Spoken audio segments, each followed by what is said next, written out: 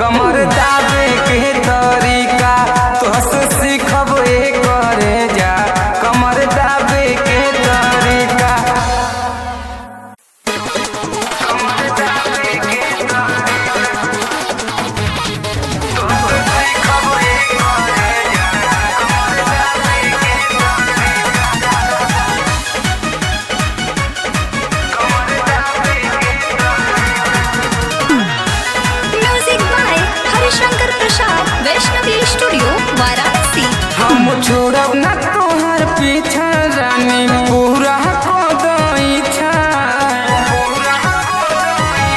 हम ना छोड़ब तोहर पीछा रानी पूरा को इच्छा।